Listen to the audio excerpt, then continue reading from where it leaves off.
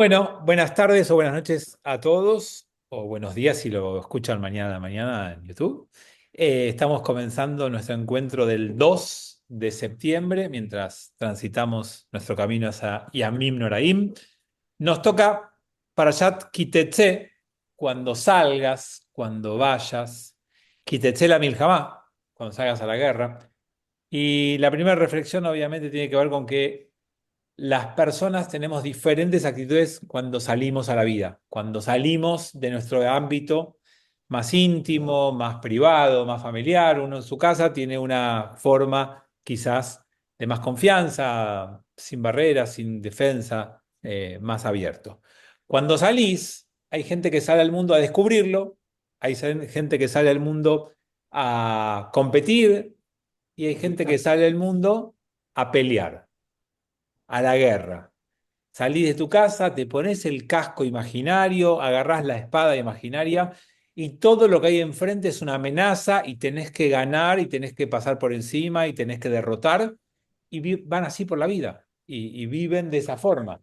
Y entonces siempre es interesante recordar que es mucho más lindo vivir cuando uno vive tratando de que lo que pasa afuera sea lo mismo que te pasa adentro para que vos no tengas que envenenarte con lo que estás tratando de hacer hacia afuera. Que tu vida sea más confiada, más relajada, que logres y puedas conseguir eso es mejor. Pero a veces no queda otra y hay que salir a la guerra y hay que estar dispuesto a pelear. No, no me refiero a una guerra literal, no me refiero a matar, me refiero a que a veces uno en la vida necesita pelear y que eso no sea algo que no te lo permitas. No pasa nada si de vez en cuando es necesario algún enfrentamiento con, por supuesto, con todo lo que implica los cuidados de no excederte, de no pasarte y demás. Bueno, empezamos. Quítense la Mijamá, así nos arranca la para allá y empieza así porque hay un encadenamiento de tres mitzvot. Ustedes saben que esta para allá tiene 74 mitzvot de las 613. Algo así como un texto, una barbaridad. La gran diferencia es que la para allá pasada, Shoftim, que también tenía muchas mitzvot, tenía y contiene mitzvot más generales, más sociales, establecer tribunales de justicia, establecer todo lo que tiene que ver con el ordenamiento de una sociedad. En cambio, en esta para allá vamos a encontrar muchas de las mitzvot del comportamiento individual y personal de cada uno de nosotros. Vamos a ver durante el encuentro de hoy varios ejemplos de mitzvot que aparecen en la para allá, pero van a ver que la mayoría tienen que ver con la relación entre vos y el otro. No tienen que ver con normas generales del establecimiento de instituciones comunitarias, sino más individual y personal. Bueno, la para allá entonces empieza con que si salís a la guerra, te puede pasar que veas una mujer del otro pueblo y la quieras, y la desees, y la vayas a tomar. Entonces la para allá te dice, bueno, si encontrás una mujer que te gusta mucho, la pelás, la llevas a tu casa, esperas un año y después la tomás sexualmente hablando. Después de un Obviamente, año.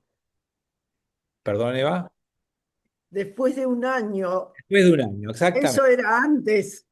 No, justamente esto lo que dice, no lo tomen literal, lo que hace es evitar los excesos producto del impulso y de la acción irracional.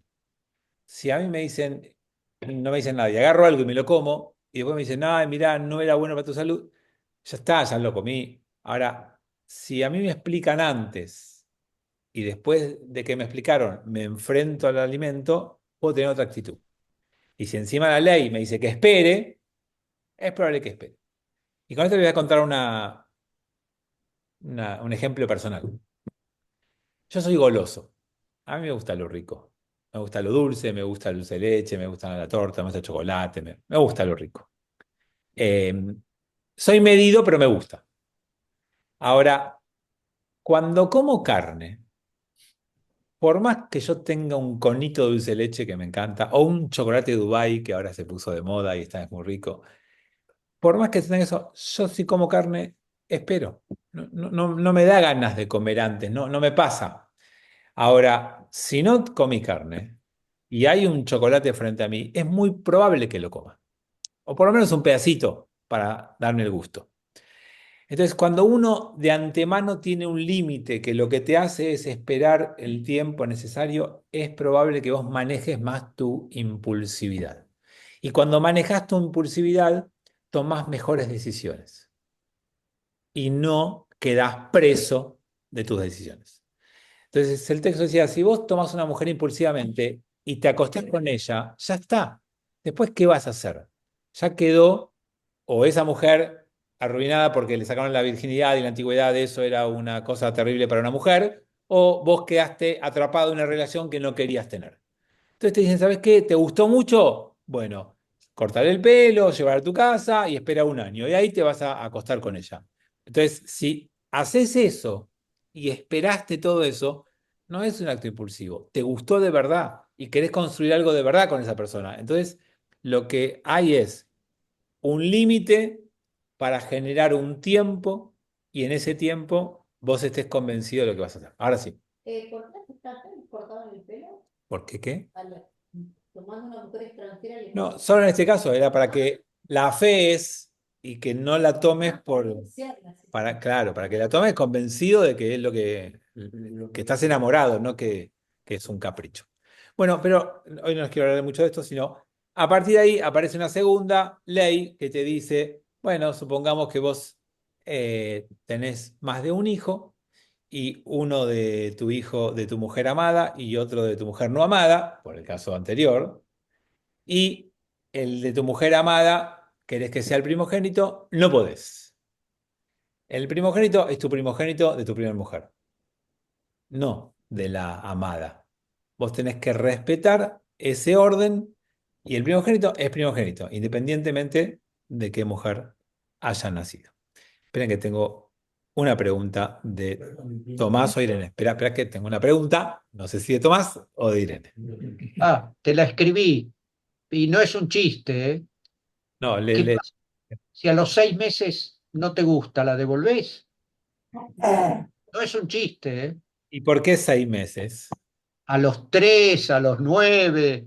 Quiero decir, ¿qué pasa si ante los 12 meses? Dame un rato que llegamos a eso. Todavía no, pero Ok, ya vamos a llegar a eso. Vamos a llegar a eso. Ahora sí, ¿cuál es la pregunta? No, quiero pasar el concepto que dijiste, el primogénito de tu primer hijo, de tu primera mujer, No, el primer hijo que tenés. el primer hijo que nace. No importa si es la primera mujer, la segunda mujer, si es la que amás, no más. Espera, eso. La para allá dice, tu primogénito es el primer hijo que te nace. No importa de qué mujer. Ahora, la Torá en Bereshit no funcionaba de esa manera. Recuerden que acá estamos en Barim, en el quinto libro. En el primero tenemos otros ejemplos. Porque más allá del de Abraham, que es un ejemplo menos importante porque son dos mujeres distintas y podríamos, una es esposa y la otra no, entonces ahí podríamos tener como una categoría distinta. Jacob se casó con dos hermanas, Lea y Rachel. Y ambas le dieron hijos. Y ahí sí tenemos un caso concreto donde hay una mujer amada y una no amada. Y que la mujer no amada le dio los primeros hijos. Y la mujer amada le dio a Yosef mucho tiempo después. Sin embargo, vamos a ver que Jacob, cuando hace que hereden sus nietos, le da porción doble a Yosef, que es el primogénito de la amada, no el primogénito real. Y entonces ahí los rabinos dicen, ¿qué pasó ahí? Que tenemos un caso distinto al de Edward. Entonces hay diferentes respuestas que quiero compartir con ustedes que traen los exégetas, los rabinos que interpretan la Torá. La primera dice, bueno, eso ocurrió antes de la entrega de la Torá. Y cuando vino la entrega de la Torá, pone la halajá, el marco legal, y entonces cambia lo que se vio en Bereshit. Segunda respuesta.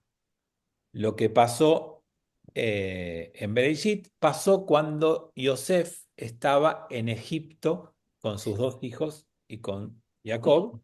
No aplicaba la ley de la Torah que estaba restringida a la tierra de Israel. Son respuestas que no me gustan. Estoy empezando con las primeras respuestas así, más que intentan simplemente que el texto no se contradiga. Ahora, una posibilidad es decir, ¿sabes qué? Vimos lo que pasó. ¿Qué es lo que pasó? Que cuando un padre prefiere a un hijo por encima de otros, en contra de lo natural, que es respetar el orden de nacimiento de sus hijos, genera un odio entre los hermanos.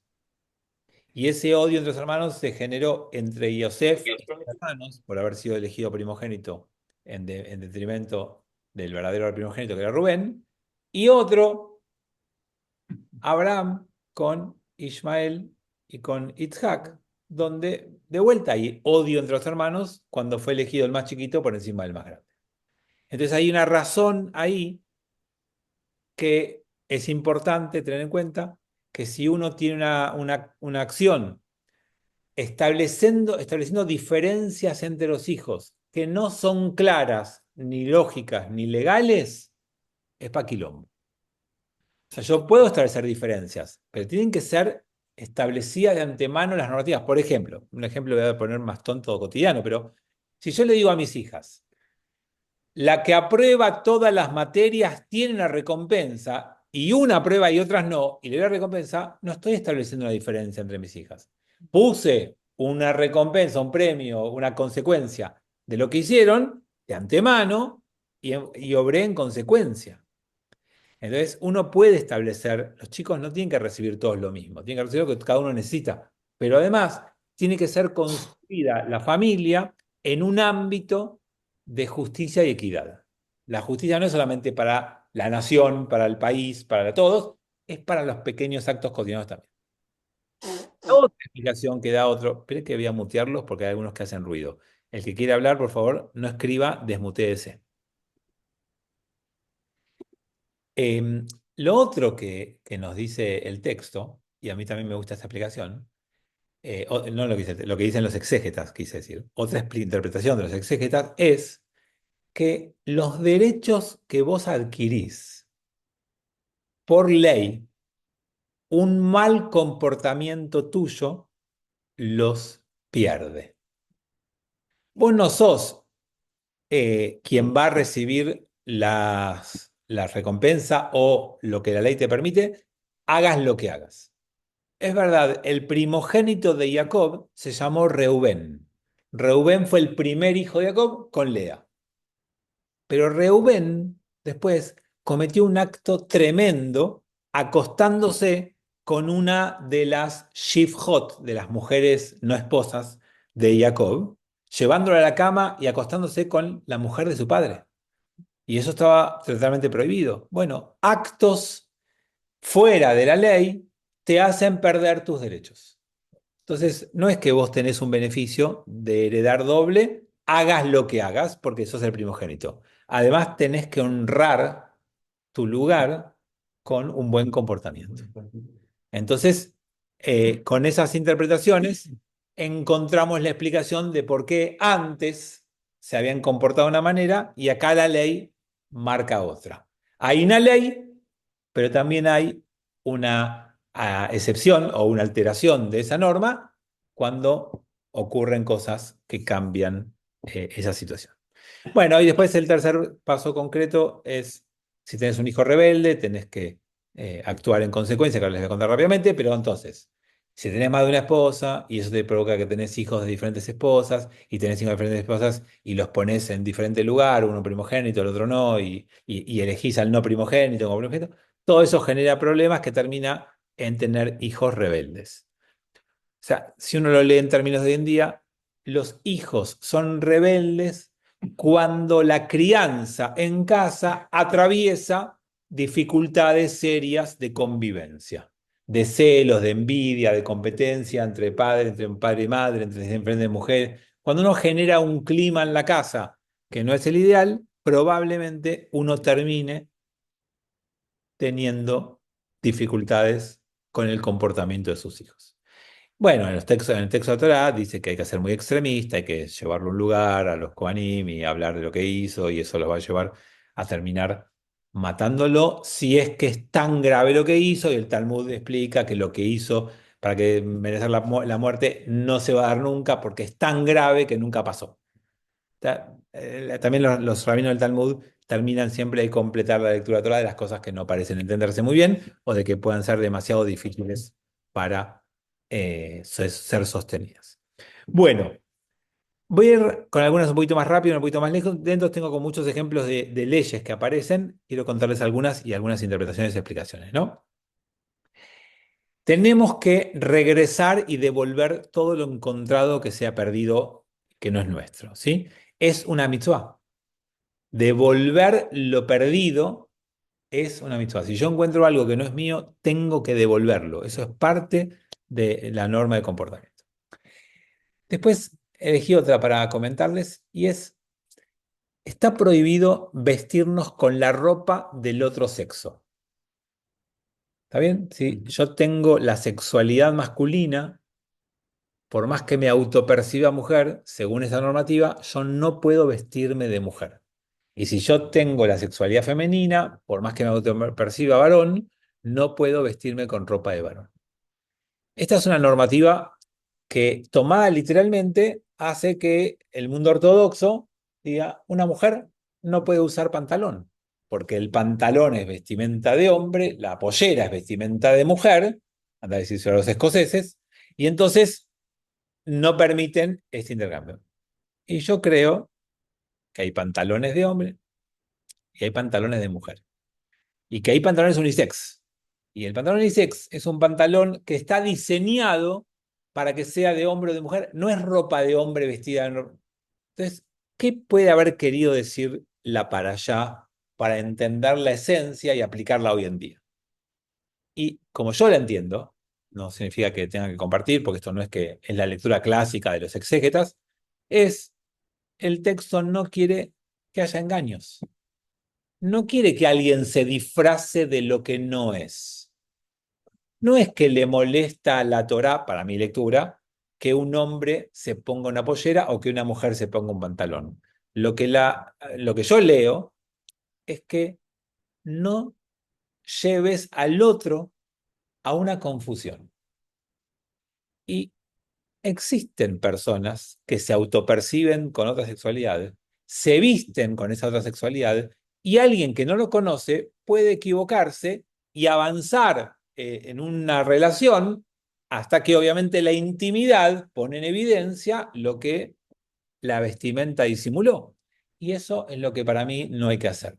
Si uno quiere tener una vestimenta distinta a la sexualidad de uno, lo que para mí la Torah previene es que no lo hagas con engaño. No lo hagas. Con engaño. ¿Qué siente esa persona? Pero por eso, si yo soy hombre y me autopercibo mujer, yo en estos términos no estoy diciendo que no puede. Ahora, si yo soy hombre, me autopercibo mujer y me visto de mujer y un hombre que no me conoce me confunde con una mujer y piensa que soy mujer, no que me autopercibo mujer, sino que soy mujer, porque me vestí como mujer, creo que eso es lo que te dice, no está bien eso. ¿Está bien? No hay un tema con la prohibición o no de la homosexualidad o de la vestimenta. Para mí es un tema de que uno tiene que ser y parecer, que es algo que aparece en muchos términos y en muchas formas en la Torah. Bueno, después hay una ley muy particular que ya creo que algunas la vimos y que da origen a una discusión talmúdica muy difícil. Y esa discusión talmúdica es, ¿hay un juez o no hay un juez en el mundo?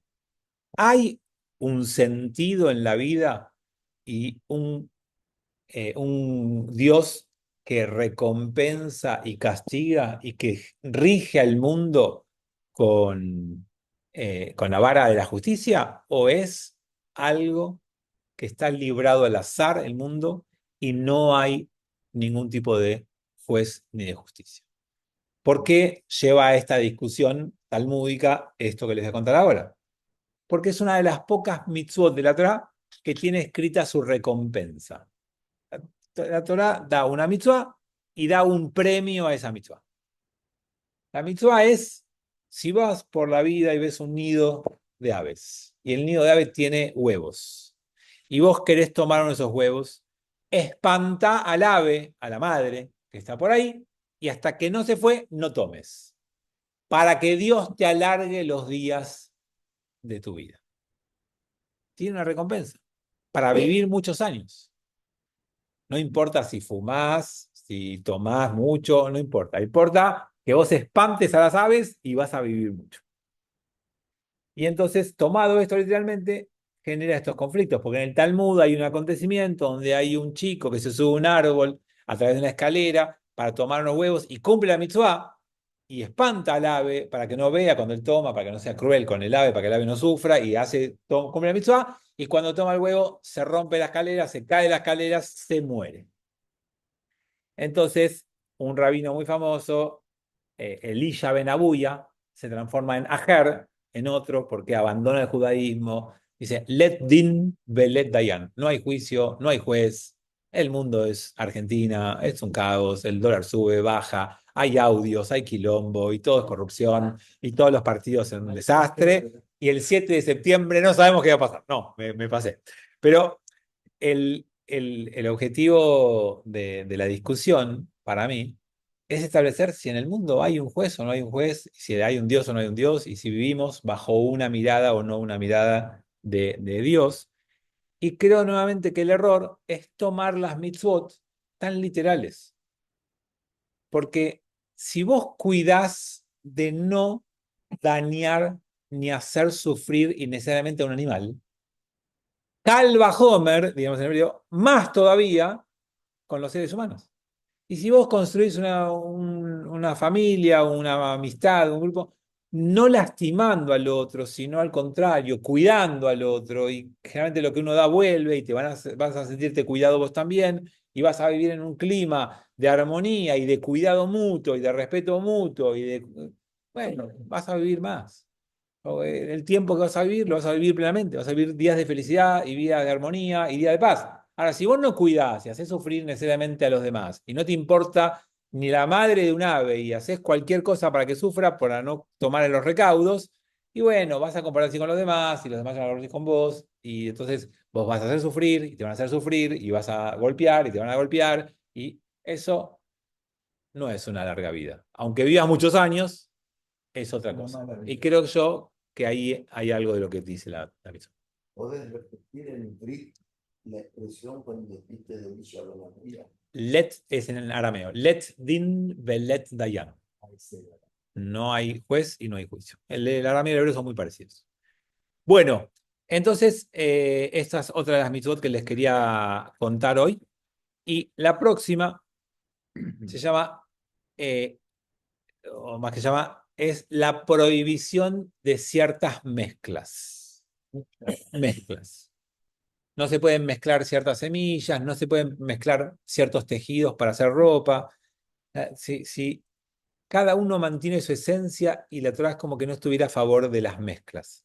Por ejemplo, las mezclas en la ropa se llama sheatnes, una palabra rara, extraña, que no van a escuchar muy seguido, y es no puedes poner en la misma prenda de vestir lana y lino. Lana es animal, lino es vegetal, son dos productos de esencia distinta, no se mezclan, porque las mezclas en esto hace que cada uno pierda lo que uno es. Y yo creo que es un puntapié inicial interesante para discutir si esto es aplicable a las mezclas humanas. ¿Debiéramos permanecer aislados sin mezclarnos con los distintos a mí? Y hablo de lo religioso, lo social, lo económico, lo cultural, lo idiomático, lo que ustedes quieran. Hay muchas personas que solo se rodean de parecidos, de gente que es como uno, ¿no? Gente como uno. Bueno, hay gente que se pierde la riqueza humana, porque no hay nada más aburrido que solamente reunirte con gente como uno. Está bien, lo más probable es que te den la razón y que te veas identificado en los comportamientos del otro, pero eso no enriquece. Enriquece mucho más cuando uno es capaz de estar con gente que piensa distinto, que vive distinto, que tiene características culturales diferentes, y eso te puede enriquecer a vos tu mirada. Y entonces, ¿por qué la Torá prohíbe las mezclas?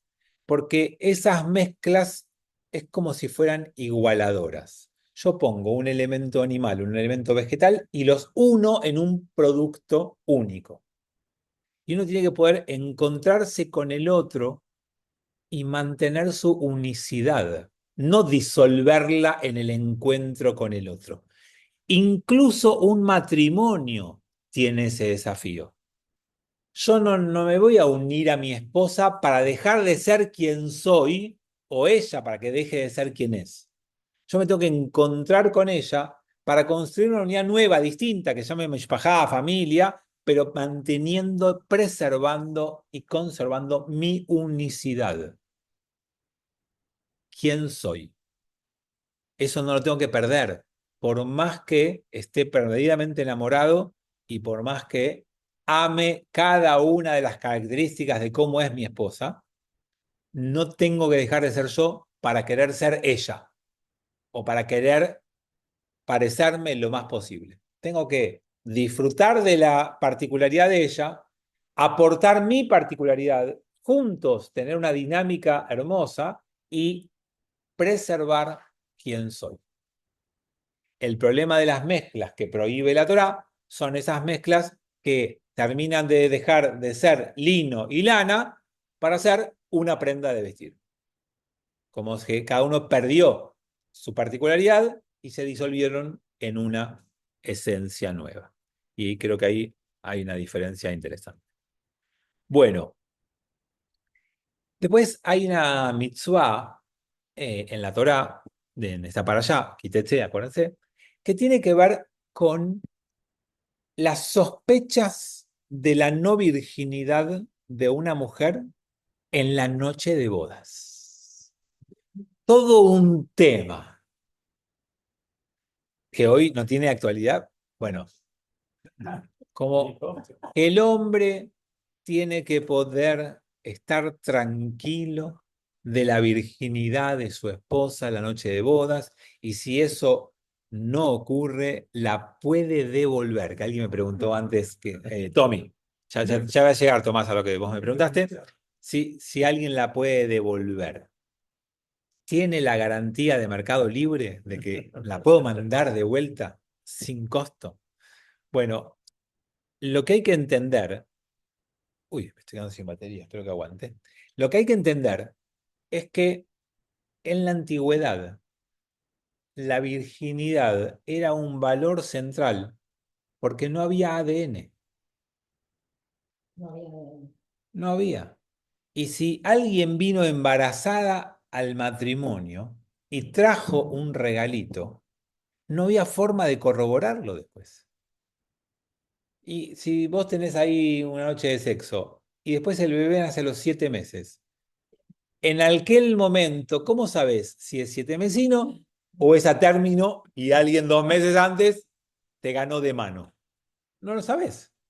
Entonces, como no había manera de saber ese tipo de cosas, la única garantía aparente, porque después podría engañarte al día siguiente, pero se suponía que el marido a partir de ese momento cuidaba a su mujer en su casa y no ponía micrófonos y cámaras ocultas y todo, entonces estaba tranquilo. Pero cuando no tenés la tecnología para saber este tipo de cosas, porque que una mujer tenga un hijo de otro hombre, no es solamente un problema de si se me parece o no se me parece mi hijo físicamente, o si tiene mis ojos o mi ADN. El problema es que la herencia, el kadish de duelo, no, todo lo que implica la sociedad con la que estaba construida en aquel momento era clave. Ahora, vos podías adoptar a un hijo, obvio, y lo adoptás y era tu hijo. Y era tu hijo para la herencia, para el kadish, para todo. Pero sabías que no era tu hijo natural y era tu hijo adoptivo. Lo sabías. Acá no había una adopción. Entonces, si el hijo era de otro papá, cometías transgresión tras transgresión todo el tiempo. Entonces, por eso había mucho cuidado en ese punto. Si a eso le agrego que en la Torá, para casarse un hombre y una mujer, alcanzaba con una noche de sexo, para que se casen, la tomó como esposa, se acostó con ella y se casó, todavía peor, porque tenías un sexo con una mujer que estaba casada con otro hombre. Y eras víctima no, eras culpable de incesto. No, de incesto no, perdón, No. de adulterio. Eras culpable de adulterio. Y entonces tenías que, el adulterio se pagaba con la pena de muerte en la época de la Torá. Entonces, por todas estas razones que le estoy diciendo, había mucho énfasis y mucho cuidado en esta cuestión. Ahora, también podía pasar que el marido se quiera aprovechar de la mujer, se acostó con ella, ya obtuvo lo que quería, y al otro día decir, mi mujer no era virgen, la mando de vuelta, tráeme otra. Entonces, para que eso no pase, existía la costumbre, la tradición de que haya testigos afuera de la puerta, que se acuesten y que se tome la sábana y que se vea eso como prueba. Ya sabemos que no era 100% fidedigna la prueba, porque podía fallar, porque la mujer puede tener el himen roto por andar a caballo, o por alguna situación natural, o porque ese día no se rompió. Puede pasar un montón de cosas y entonces no en 100% de los casos no tiene. Pero simbólicamente lo que nos quiere decir es que el hombre no debe aprovecharse de la fuerza sobre la mujer y no debe humillarla y la debe respetar. Y si hay un mecanismo establecido es para transmitirnos que a la Torá le importa a la mujer tanto como el hombre. Y no es que solamente se ocupa de los derechos del hombre. No es que solamente se ocupa, mira, que la mujer no venga con un regalito, ¿eh? También se ocupa de que el hombre no venga con un cuento chino, ¿eh? O sea, así como cuida que la mujer no engañe al marido en lo previo, que el marido no engañe a la mujer en el post noche de bodas. Como en igualdad de condiciones, como pares, que es lo que a mí me parece que aparece mucho en la Torá como algo súper importante. Y después aparece, hay un tema antes del que vos, Tommy, planteaste, la idea que es muy difícil de entender hoy en día, pero quiero tratar de que lo podamos ver. ¿Saben lo que es un mamzer? Mamzer, o en yiddish dicen mamzer, en hebreo es mamzer. Un chico sin padre, ¿no? No exactamente. No exactamente, pero bueno, desconocido, digamos. Es el hijo de una relación. Esperen que estoy viendo cuánta batería me queda. Ah, está bien.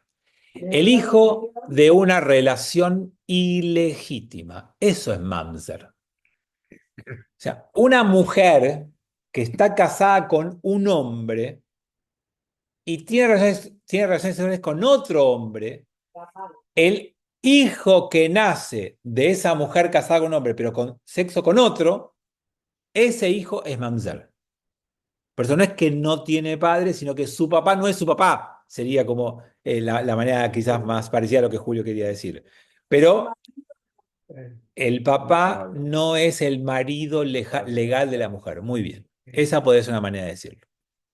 Entonces, cuando había una categoría así, con una tremenda consecuencia, el castigo es tremendo, es porque hay que entender qué le preocupa a los rabinos.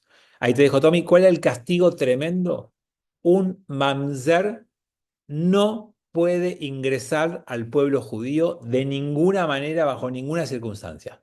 Es mamzer y queda excluido. No puede casarse bajo jupá, no puede ser judío, no puede ni convertirse en judío, ya está, es excluido. Por eso, ahora vamos a analizar qué puede haber atrás de esta prohibición, pero Tomás levantó los 5 dedos de una mano amarilla. Sí, justamente me recordaba el problema, hijos de desaparecidos, hijos de, o sea, todas las consecuencias que esto acarrea legalmente y que se los considera mamzer. No sé si me acuerdo, puede ser que había un rabino que tenía hijos hijos que no tengo que buscarlo, que tenía ese problema. No, no importa Y si hay escri- casos particulares, porque de eso no se tiene que hablar, pero sí hablemos del fondo. no, pero este hombre escribió sobre eso Está bien. justamente, No, hizo no, todo un no lo conozco, no planteo. sé quién es, pero Me voy a ahí te digo, buscar. Pato, el tema, para darles un ejemplo actual, cuando fue la época de los desaparecidos en la Argentina, si una mujer está casada con un hombre y ese hombre está desaparecido, pero no saben que murió, y no hay dos testigos que afirman que lo hayan visto morirse, y no aparece el cuerpo, y esa mujer piensa que enviudó y se casa con otro hombre y tiene un hijo y después este primer marido aparece, ese hijo es mamzer y no tiene solución. Ahí les cuento un poco más. Esperen que está Pato, esperen que Pato, pidan la palabra porque hay veces que acá hay gente que levantó la mano antes y no lo ven ustedes y Pato. No, está aclarada la pregunta, pero te lo voy a preguntar igual. ¿Qué Un pasa quilombo si... o algo para darte la palabra y me decís que no hace falta. No, me lo acabas de aclarar, pero ¿qué pasa si el hijo ilegítimo también es de padre judío? ¿Tampoco ingresa a la comunidad? No importa si el padre es judío o no es judío.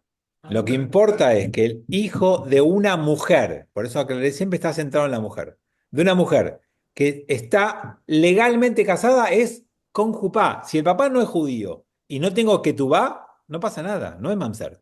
Mamzer es porque la mujer, yo me pongo las manos así, pero porque ahora este ratito me autopercibo mujer. Eh, la mujer está con una jupá, una ketubá, un casamiento con un hombre. Kasher tiene ese casamiento, tiene que estar bien hecho, si no se disuelve el casamiento porque no está bien hecho y no hay mamzerut. O sea, la mujer casada con un hombre bajo la jupá, bien kasher, casada por el rabino Fabián, bien kasher, esa mujer tiene un hijo con otro hombre que no importa el sexo, perdón, no importa la religión, perdónenme, no importa la religión del otro hombre, el hijo que le nace a esa mujer judía, casada legalmente con ese marido judío, o no, sí, porque si no, no hay culpa, esa situación se llama mamzerut. Esperá, Julio, que tengo dos preguntas acá y te dejo. ¿Quién había levantado la mano? Los hombres que iban a la guerra pasaba eso. También. Claro, claro, ahí les voy a dar otro ejemplo más. Esto pasa.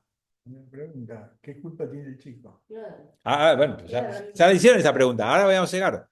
Julio, estás muteado, amigo. Estás muteado, estás muteado.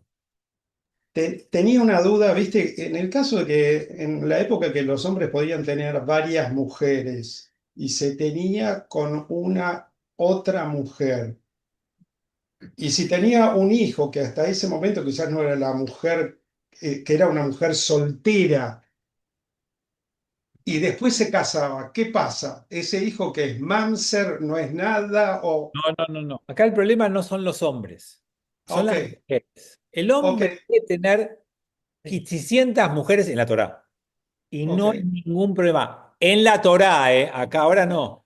En la Torá, te vi con los ojitos ahí, Sí, divino. pero lo que yo te No, quiero decir, suponete que, espera, que déjame tiene una mujer que no está casada, suponete, no está espera. casada oficialmente. El hombre puede tener todas las mujeres que quiera. Si el hombre toma una mujer y tiene un hijo con ella, y ese matrimonio no es un matrimonio, o se divorcian, ahora la verdad no importa qué pasa, y esa mujer después se va con otro hombre y tiene un hijo con otro hombre, pero no se casó con el primero, tiene un hijo con el primero, pero no se casó, y el segundo hijo que nace con el otro no es mamzer.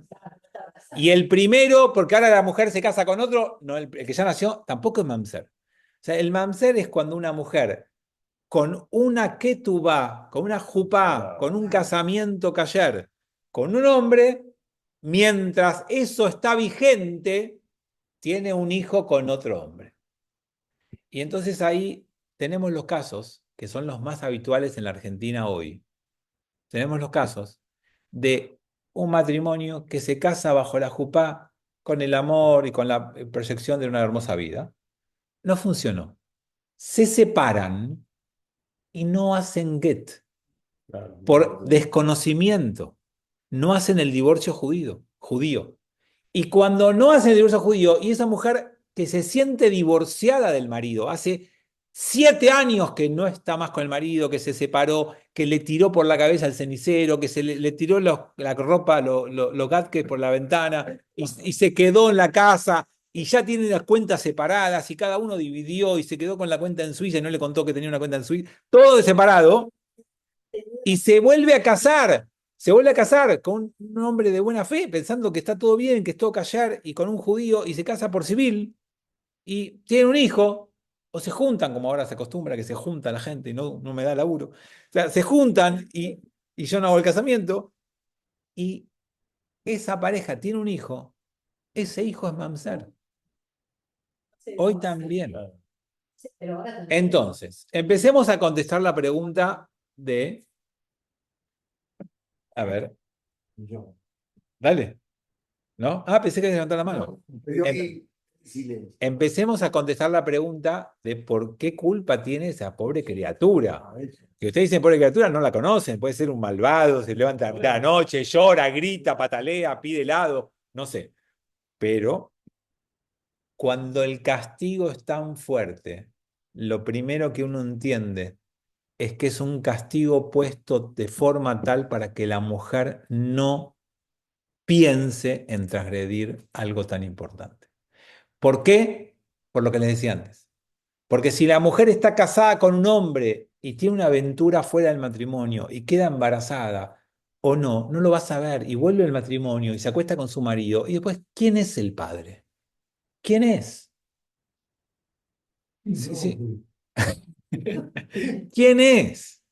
Entonces, para que eso no pase y no haya esa duda tremenda, le ponen un tremendo castigo para que ninguna madre de bien arriesgue el futuro de la vida de su hijo, por lo mismo que hablamos al principio de la parashá, por un acto instintivo sin pensar, para que no hagas locuras de el momento, pasionales, casi digo otra palabra, que no actúes con eso que está vinculado con el calor.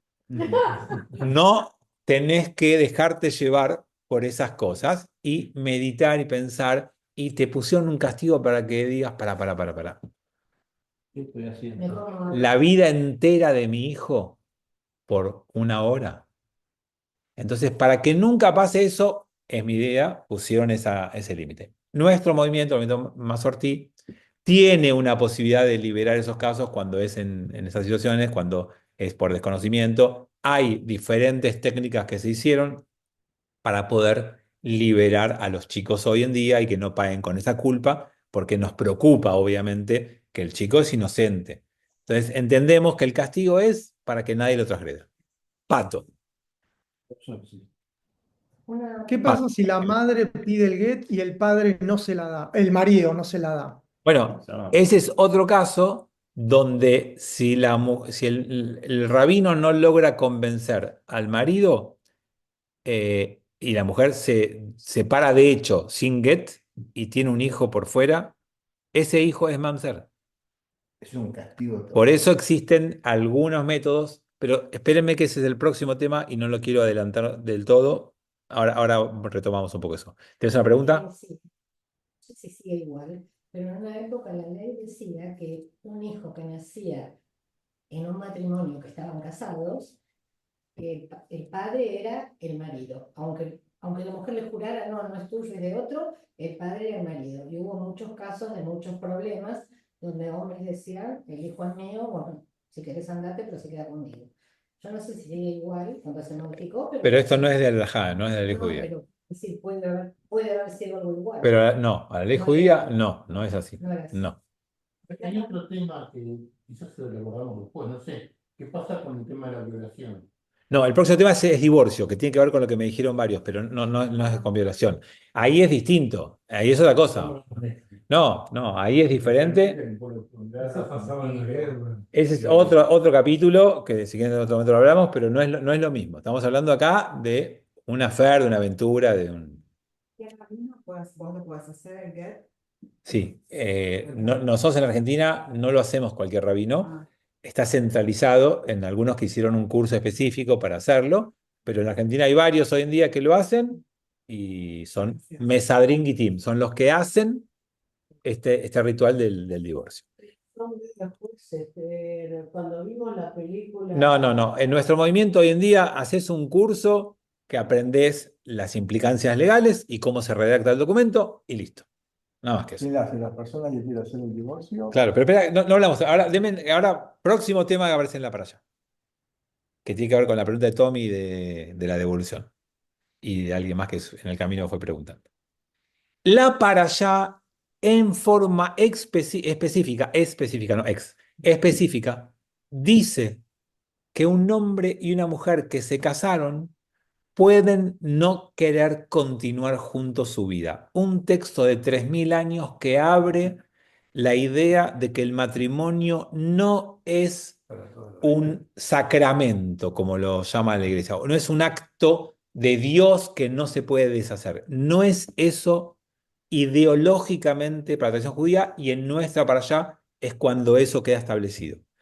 El matrimonio, según nuestra para allá, es una decisión de dos personas que se mantiene únicamente mientras las dos personas quieran sostener ese matrimonio.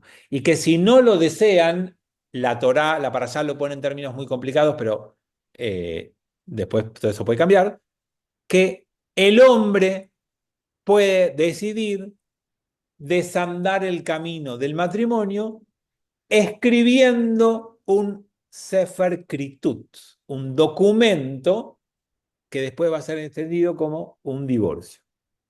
Entonces, el matrimonio en el pueblo judío no lo hace Dios, lo hace el novio con la novia, guiados por alguien que conoce el ritual y los ayuda a casarse, a una Jupá Bekidushim, a una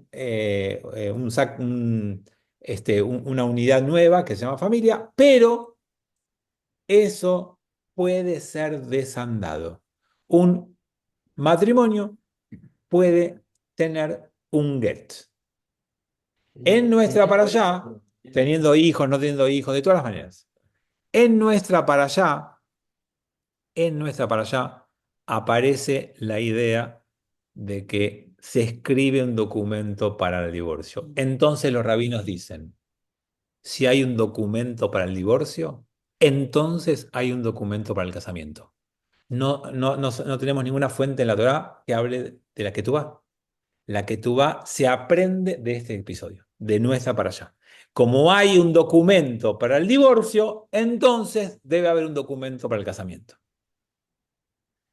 Y con esto sentamos las bases de la familia como es hoy, hace 3000 años. La familia es algo que hay que trabajar y consolidar todos los días. Y se sostiene siempre y cuando el matrimonio esté de acuerdo en seguir adelante. En la Torá, solamente el hombre puede pedir el divorcio. Los rabinos modernos entendemos que eso es una cosa de época, injusta hoy en día, y que la mujer y el hombre deben tener igualdad de posibilidad de pedir el divorcio, y que los rabinos deberíamos presionar, insistir y girar las condiciones para que cuando uno de los dos tenga la necesidad del divorcio y se hayan hecho todos los intentos, ¿para qué? Para que no sea un acto, para que no sea un acto impulsivo, fíjense todas las veces que aparece zona para allá, para que no sea un acto impulsivo, para que sea meditado, decidido, con el tiempo necesario. No es que viene alguien y me dice, ¿me puedo divorciar? Sí, toma, vení, pagá, firmá, chau. Viene alguien que quiere divorciar y tenés que darle el tiempo, reunirte, escucharlo, reunirte con el otro, intentar acercar a las partes, proponerles alguna mediación. Cuando ya te vienen a ver y te dicen, no, ya hace 5 años que nos separamos, ya vivimos en casa separada, ya no tiene su pareja, no haces nada de todo eso. Pero si alguien se discute, se pelea y viene con el llanto del enojo a divorciarse, tenés que escucharlo de otra manera, pero finalmente terminar con esa conclusión. Tomás y después Ricardo. Ok. Muy breve, encontré el artículo, es un rabino Michael Gold que adopta hijos y los hijos no son de madre judía, pese a que él les hace el brit y les hace, bueno, cumple todos los rituales, sería mamzer. No, de ninguna Entonces, manera. Es un chico de una madre no judía, es no judío y hay que convertirlo, nada más. bueno, No. él hace todo un análisis de todo el problema biológico, o sea, si querés después te paso los datos, o No, no sea, importa. No es Mamzer, es el hijo que nace de una mujer judía que está casado con un hombre bajo una jupá, que se acuesta con otro hombre y tiene un hijo, ¿no? Sin haber disuelto, sin haber hecho un get, ahora que ya lo aprendimos, que es posible, que en si, términos tomiquescos se dice devolución. ¿Qué? ok. Bueno, estamos en horario, pero les quiero dejar, aunque sea el título del último tema que yo quería tocar hoy, que no llegué a profundizar, pero que se los dejo. Otra ley mitzvah que aparece en la Torah se llama Hok y Boom. Hok y Boom. ¿Qué significa? Que si un hombre se casa con una mujer y ese hombre se muere antes de tener hijos, esa mujer debe casarse con su cuñado para tener hijos en nombre del hermano muerto. Ahora, ese casamiento que debiera hacerse puede evitarse.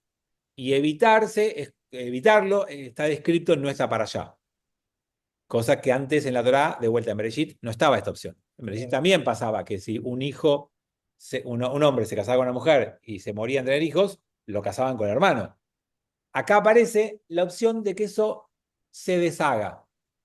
Se debe casar, pero si no quiere, hay un ritual que es sacarse el zapato, arrojarlo, entonces en la descalzada y entonces puede no casarse. ¿Por qué había que redimir al hombre muerto con un hijo en su nombre? Por las herencias. Porque si no, la herencia de ese padre se perdía y no continuaba la casa, el apellido y la herencia. Entonces se buscaba que haya siempre continuidad, que aunque sea quería ponerlos en 2 minutos en tema de uno de los ítems que me quedaron pendientes en el encuentro de hoy. Bueno, les agradezco y el martes que viene no hay encuentro, pero no de esto solo. No hay para hacer Sagúa, sí hay encuentro en el mismo horario con Beit Alohem, con una organización de Israel que cuida a los soldados heridos y que los ayuda después de la guerra. Entonces, van a venir a Argentina, van a venir a Lambrot, van a venir a contarnos algunos casos y a contarnos cómo funciona y queremos invitarlos a todos a que los que puedan venir, y si no lo van a poder seguir por YouTube, pero los que puedan venir, que vengan el martes que viene a las 19 horas, en el mismo horario que estamos hoy, para recibir a... Es tremenda la labor de esta fundación, es tremendo lo que hacen para acompañar y para darle una vida a los soldados heridos después de la guerra. Así que los que quieran los esperamos martes que viene, 19 horas. Shavua Tov. Los que vienen. No, mañana. No.